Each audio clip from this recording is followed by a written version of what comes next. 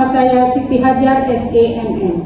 Saya merupakan salah satu dosen tetap Sekolah Tinggi Ilmu Manajemen Indonesia STIMI Meru dengan nomor induk dosen nasional 1309058701. Pada kesempatan kali ini saya ingin menyampaikan terkait pernyataan diri dosen dalam unjuk kerja di Dharma Perguruan Tinggi atau disingkat dengan PDD UKT-PT dalam bidang pengajaran. Adapun tujuan dari pemaparan ini adalah untuk melengkapi salah satu syarat sertifikasi dosen tahun 2026. Pada kesempatan ini saya memaparkan mata kuliah yang saya ampuh yang sesuai dengan bidang keahlian saya, yaitu mata kuliah manajemen pemasaran. Mata kuliah ini ditunjukkan pada mahasiswa semester 3 dengan kode mata kuliah 303 MKB yang berbobot 3 SKS. Dilaksanakan dalam 16 kali pertemuan tatap muka. Deskripsi singkat mata kuliah ini, mahasiswa diharapkan mampu menjelaskan dan memahami manajemen pemasaran sehingga dapat meningkatkan pemahaman di bidang manajemen pemasaran, dan mahasiswa mampu mengevaluasi strategi pemasaran yang efektif dan mencapai tujuan organisasi di tengah persaingan industri dan perubahan pasar. Adapun CPL pembelajaran lulusan atau CPL Prodi pada mata kuliah ini meliputi CPL 1 menginternalisasi semangat kemandirian, kejuangan dan kewirausahaan. CPL kedua menguasai konsep manajemen pemasaran lokal dan global. CPL ketiga menguasai konsep komunikasi pemasaran yang efektif. CPL keempat mampu melakukan analisis persoalan-persoalan manajerial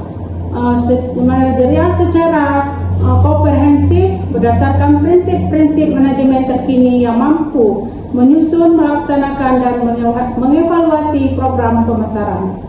CPL kelima mampu melakukan komunikasi, bernegosiasi dan mengambil keputusan manajerial yang tepat di bidang manajemen pemasaran dan bisnis.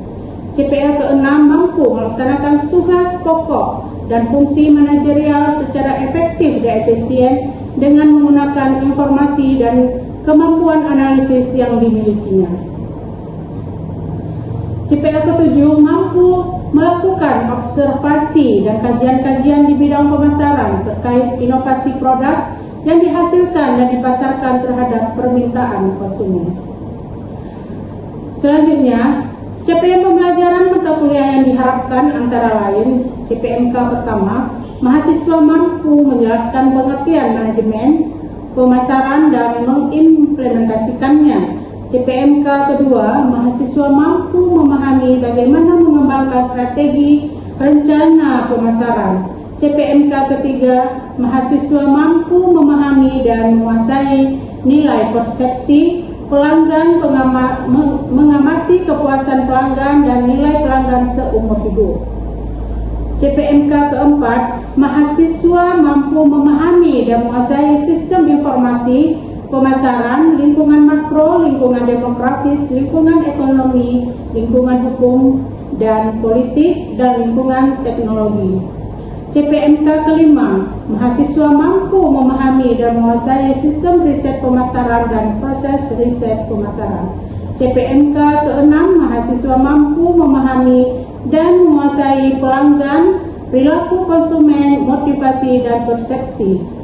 CPMK ketujuh, mahasiswa mampu memahami dan menguasai mengidentifikasi segmen dan target pasar manajemen pemasaran, risiko dan oportunisme. CPMK ke-8, mahasiswa mampu memahami dan menguasai mengidentifikasi segmen dan target pasar manajemen pemasaran. CPMK ke-9, mahasiswa mampu memahami dan mendefinisikan ekuitas merek, model ekuitas merek, dan elemen merek. CPMK ke-10, mahasiswa mampu memahami dan menguasai komponen sistem informasi, pencatatan internal dan intelijen pemasaran, menganalisis lingkungan makro dan lingkungan demografis. CPMK ke-11, mahasiswa mampu memahami dan menjelaskan pemasaran langsung dan pemasaran online seperti pengecer, distributor, dan logistik. CPMK ke-12, mahasiswa mampu memahami dan menguasai fungsi segmentasi, targeting, dan positioning strategi STP dan siklus hidup produk. CPMK ke-13, mahasiswa mampu memahami dan menguasai persaingan pasar dan 5 kekuatan menganalisis pesaing. Baik, selanjutnya saya menggunakan 3 komponen utama dalam proses pembelajaran pada perkuliahan mata kuliah manajemen pemasaran. Saya menggunakan teknik DIA, Delivery Interaction Assessment, yaitu yang pertama delivery. Saya memberikan kontrak perjanjian perkuliahan dengan mahasiswa dan memberikan materi RPS kepada mahasiswa selama masa perkuliahan 1 semester, serta presentasi interaktif yang langsung dilakukan secara tatap muka untuk mendukung pemahaman mahasiswa. Yang kedua, interaction. Pada mata kuliah ini saya melibatkan komunikasi 2 arah antara dosen dengan mahasiswa berupa diskusi, tanya jawab, dan penugasan yang diberikan kepada mahasiswa secara individu dan kelompok.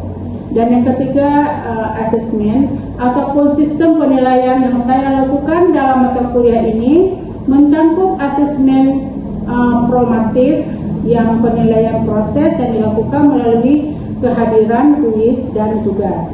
Selanjutnya, asesmen sumatif untuk menilai akhir UTS dan UAS, yaitu ujian akhir semester dengan bobot penilaian yang pertama saya ini kehadiran dengan bobot nilai 15%, kuis dengan bobot nilai 10%, tugas dengan bobot nilai 10%, dan UTS dengan bobot nilai 25%, dan ujian akhir semester 40%.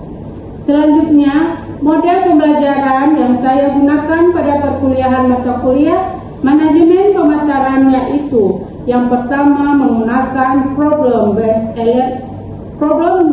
learning PBL dengan metode ceramah, tanya jawab, dan diskusi. Dan yang kedua, saya menggunakan project based learning atau PJBL dengan pendekatan diskusi untuk mendorong kemandirian mahasiswa dalam memahami materi.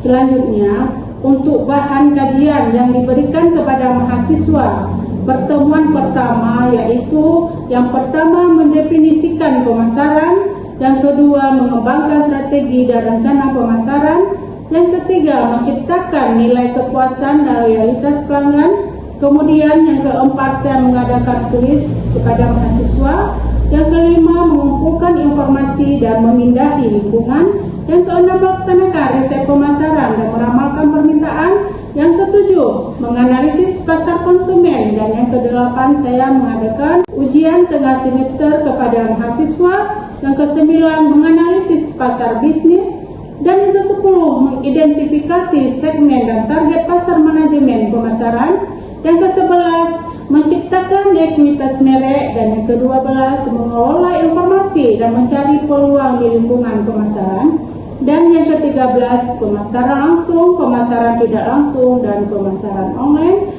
dan yang ke-14 membentuk positioning merek, yang ke-15 menghadapi persaingan pasar, dan yang terakhir ke-16 saya mengadakan UAS, yaitu ujian akhir semester kepada mahasiswa. Baik, berikut adalah video proses pembelajaran pada mata kuliah manajemen pemasaran pada pertemuan ketiga, yaitu dengan judul menciptakan nilai kepuasan dan loyalitas pelanggan. Mari kita saksikan. Wassalamualaikum warahmatullahi wabarakatuh. Assalamualaikum warahmatullahi wabarakatuh. Waalaikumsalam warahmatullahi wabarakatuh. Selamat pagi semua. Pagi, Bu. Bagaimana kabar hari ini? Alhamdulillah. Alhamdulillah. Baik, hari ini kita masuk pertemuan ketiga mata kuliah manajemen pemasaran. Ya. Sebelumnya kita sudah mempelajari mata kuliah manajemen pemasaran. Yang pertama itu apa itu manajemen pemasaran? Ya, sudah mempelajari fungsi dari manajemen pemasaran itu apa. Ya. Kemudian kita sudah mempelajari juga segmentasi, targeting, dan positioning.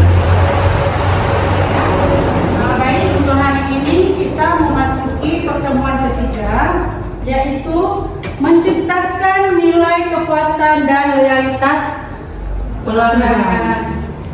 Ya. Baik, sekarang kita lihat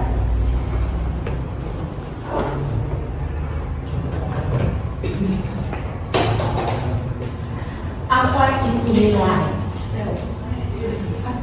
Nilai itu adalah evaluasi dari pelanggan atas semua upah yang mereka terima dari suatu produk atau pelayanan. Iya, bagus. Ya.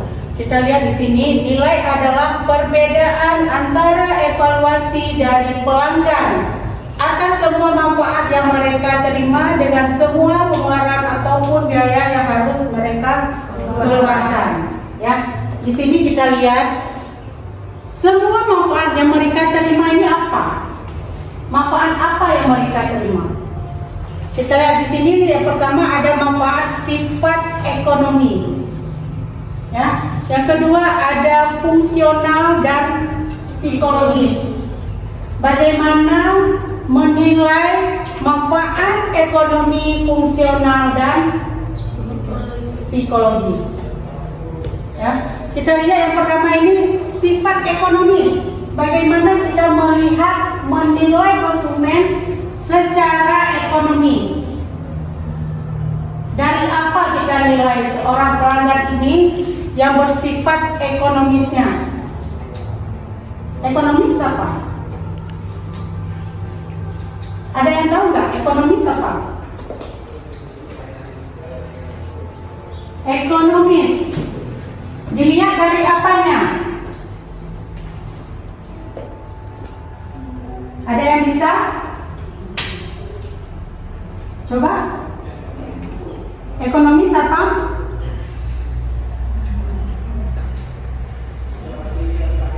Ada yang tahu nggak ekonomis? Bagaimana? Ekonomis itu bersifat berhati-hati dalam pengeluaran. Iya, bersifat berhati-hati dalam pengeluaran. Kalau kalian belanja di supermarket, kalian pasti lihat dulu bagaimana dan apa yang mau mereka konsumen beli, ya kan? Nah, dilihat dulu apa yang mau dibeli. Itu masuk ke ekonomis. Pengeluarannya, biayanya, ya. Nah, kemudian kita lihat lagi yang satu lagi fungsional. Yang beberapa belanja yang sudah kalian beli, apa fungsionalnya? Fungsinya untuk apa? Ya kan? Misalnya kalian ke supermarket, beli apa? Kebutuhan sehari-hari kalian. Pengeluarannya bagaimana? Itu masuk ke fungsional. Ya. Kemudian kita lihat psikologisnya. Psikologis apa di sini? Psikologis. Pernah dengar nggak psikologis apa? Pernah dengar nggak? Psikologis. Apa psikologis? Evi? Psikologis apa? Psikologis itu berkaitan dengan penjualan.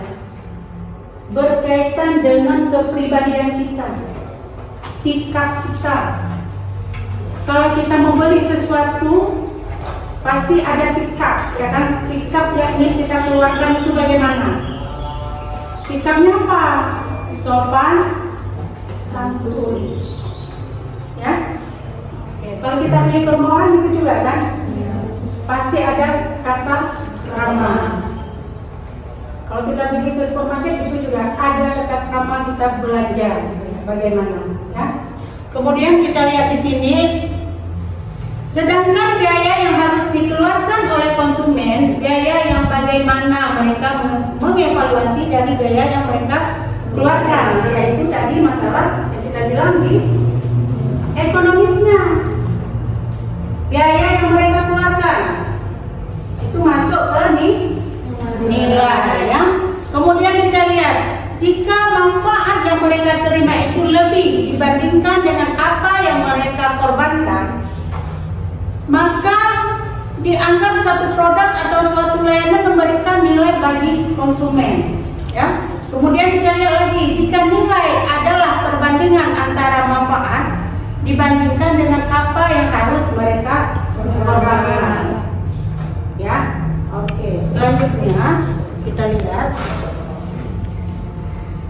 Nah, di sini ada 4 pemahaman dari nilai pelanggan. Ya, ada 4 pemahaman dari nilai pelanggan. Yang pertama ada nilai pelanggan dengan harga murah. Nah, di sini kita lihat nilai pelanggan yang harga murah di sini. Pelanggan ada nggak yang mencari harga murah di suatu toko? Ada ya. Pasti dari teman-teman sekalian pernah mengalami. Misalnya dikasih contoh, ada seorang konsumen, dia mau mencari TV. Dia pergilah ke satu toko elektronik satu pertama. Dia menanyakan harganya berapa, ya kan? Kemudian dia pergi lagi ke satu lagi, toko satu lagi, toko kedua, menanyakan harganya berapa. Ternyata dia bandingkan, ternyata harga di toko pertama lebih murah, pelayanannya bagus. Jadi dia lebih pilih toko pertama. Itu salah satu contohnya. Ya. Kemudian kita lihat yang kedua. Yang kedua, nilai pelanggan sebagai kesesuaian produk atau jasa dengan keinginan pelanggan. Nah, di situ jadi dari kan toko pertama dia pilih. Dari toko pertama dipilih, dia menginginkan satu produk TV, misalnya berapa in dia mau, sesuai dengan keinginan dia, ada di toko yang pertama, ya kan? Kemudian dia lihat jasa dan minat pelanggan, pelayanannya bagus, memuaskan bagi dia. Itu salah satu nilai, ya. Kemudian yang poin ketiga kita lihat nilai pelanggan sebagai keseimbangan antara kualitas dan harga. Dilihat lagi kualitasnya bagaimana, kualitas TV-nya bagaimana, bagus nggak? Oh bagus kualitas TV-nya, dan pelayanannya berapa? Bagus. Ya, itu poin ketiga. Kemudian kita lihat lagi yang keempat, nilai pelanggan sebagai pemenuhan keseluruhan harapan pelanggan. Nah, di sini dimaksudkan nilai pelanggan sebagai pemenuhan seluruh harapan pelanggan. Yang pertama, dia sudah mencari toko yang murah dengan pelayanan bagus, ya kan?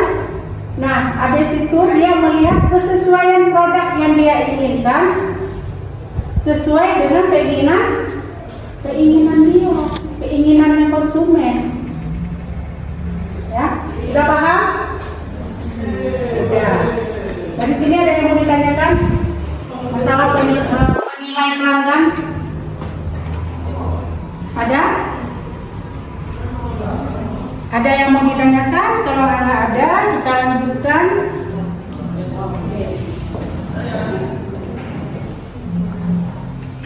Nah, kita lihat di sini. Mengapa nilai pelanggan itu penting? Oke. Yang pertama itu mencegah penyesalan pembeli. Ya. Yang kedua membangun loyalitas. Ya. Yang ketiga memenangkan persaingan.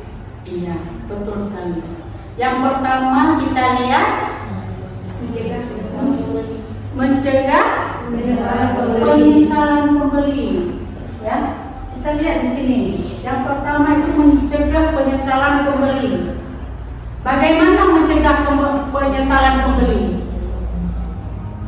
Misalnya seorang konsumen ya pergi ke sebuah toko juga, ya kan, dia mau mencari sesuatu yang dia inginkan, ya. Kemudian dia melihat ada sesuatu yang inginkan, dia melihat apa yang dia beli, ya kan, misalnya kayak TV tadi. Jangan sampai terjadinya pencegahan penyesalan pembeli. Kadang-kadang kan yang punya toko ini kan dilihat konsumennya. Kadang-kadang ada yang menipu penjualannya, ya kan? Kadang-kadang misalnya dia kelihatannya TV-nya berapa inci, ya kan? Fitur di dalamnya bagus enggak? Ya kan? Nah, dibilanglah sama yang penjual, bagus di dalamnya, layarnya besar, warnanya bagus, ya kan? Kemudian dia kan melihat, biasa ada mencoba ya, mencoba dulu ya sebelum kita membeli TV ya. Nah, dilihatlah, tapi pas dilihat tampilannya kurang, tidak sesuai yang diinginkan pelanggan. Jangan sampai dia beli sampai ke rumah tidak sesuai dengan yang diinginkan. Ya, oke. Selanjutnya, yang kedua, membangun loyalitas. Bagaimana membangun loyalitas dalam suatu perusahaan? Loyalitas apa nih? Loyalitas apa? Kesetiaan konsumen terhadap produk. Iya, kesetiaan konsumen terhadap produk yang dia beli. Iya, ya kan? Perusahaan yang dia pilih, dia udah percaya bahwa produk yang dia beli di perusahaan tersebut bagus. Dia tidak akan pindah ke tempat lain. Itu masuk ke dalam membangun loyalitas. Ya. Kemudian kita lihat memenangkan persaingan. Bagaimana memenangkan persaingan pasar? Memberikan produk pelayanan yang berkualitas dan ramah.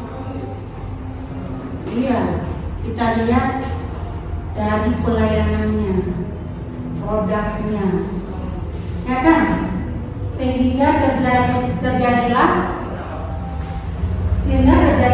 memenangkan persaingan pasar. Kalau pelayanannya tidak bagus, pasti konsumennya akan balik ke ya. Oke, selanjutnya. Oke, kita lihat di sini pengertian dari kepuasan, ya.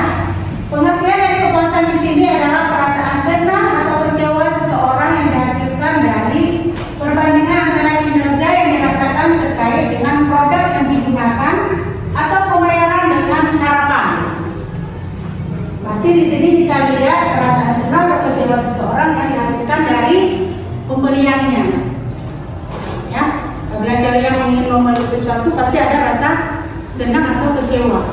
Ya, kemudian kita lihat lagi faktor penentunya kepuasan. Yang pertama ada kualitas produk, kualitas pelayanan, harga dan kemudahan bertransaksi. Ya. Oke, kita lihat selanjutnya ekspektasi pelanggan. Nah, di sini kita lihat ekspektasi pelanggan, pembelian sebelumnya, dan yang kedua ada rekomendasi teman dan pemasaran pesaing.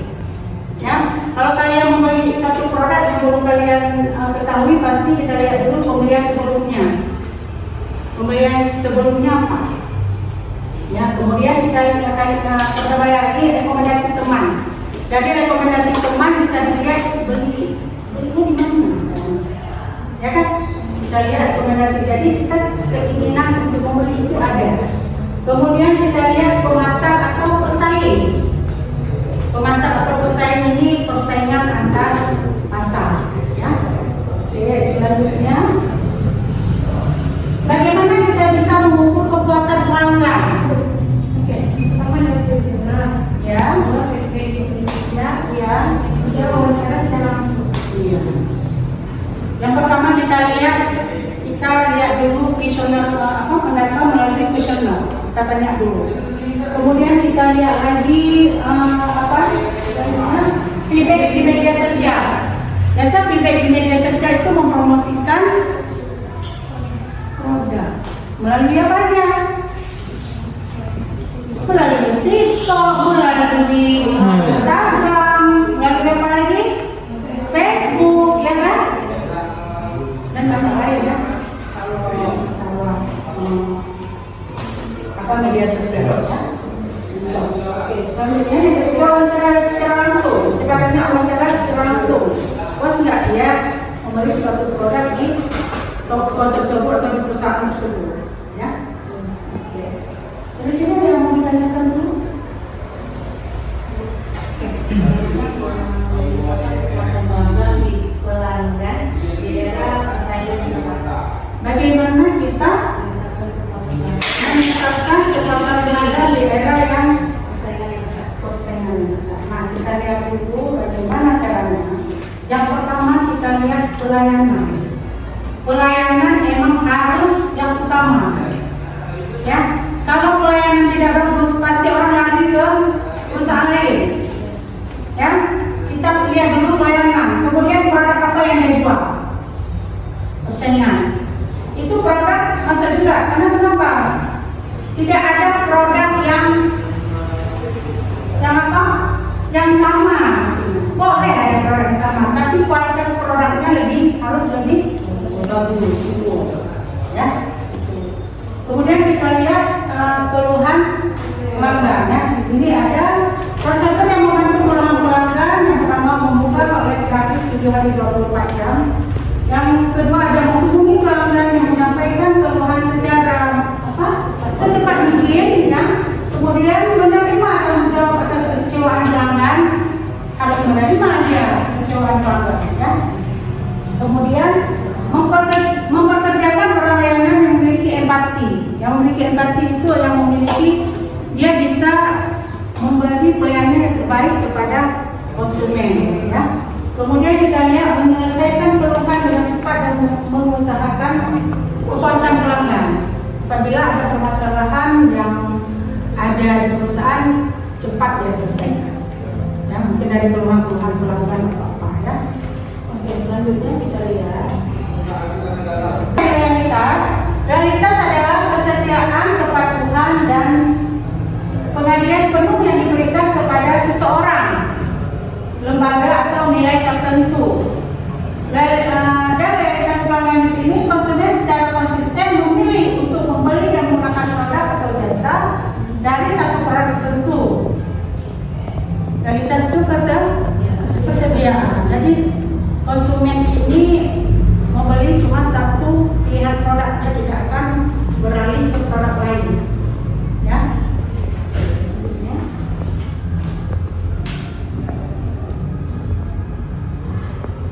Selanjutnya kita lihat tahapan membangun kualitas pelanggan. Yang pertama kita lihat dulu puas, yaitu pengalaman pertama pelanggan sesuai atau lebih dari ekspektasi.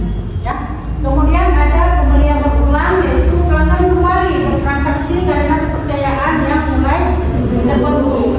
Kemudian kita lihat pelanggan yang setia, loyal ya, pada produk yang dia beli ya. Loyal customer namanya, yaitu hubungan semakin kuat, pelanggan merasa terikat dan memprioritas brand yang ada ya. Kemudian kita lihat pendukung brand, yaitu tahapan tertinggi di mana mereka menjadi fans sejati dan ikut mempromosikan produk secara sukarela. Ini banyak ya kita lihat, misalnya kadang-kadang pergi ke kafe atau di mana kadang-kadang kita udah mempostingkan makanan itu masuk ke promosi sukarela. Sukarela ya kan? Oke, dari ini ada yang mau ditanyakan? Kalau tidak ada, cukup di sini ya. Baik, sebelumnya Ibu absen dulu.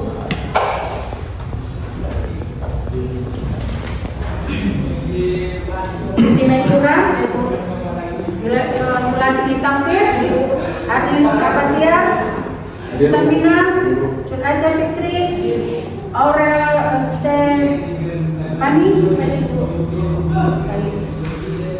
Baik, untuk hari ini pertemuan kita cukup di sini. Ya, selanjutnya kita berjumpa di pertemuan selanjutnya ya. Baik, Wassalamualaikum warahmatullahi wabarakatuh. Waalaikumsalam.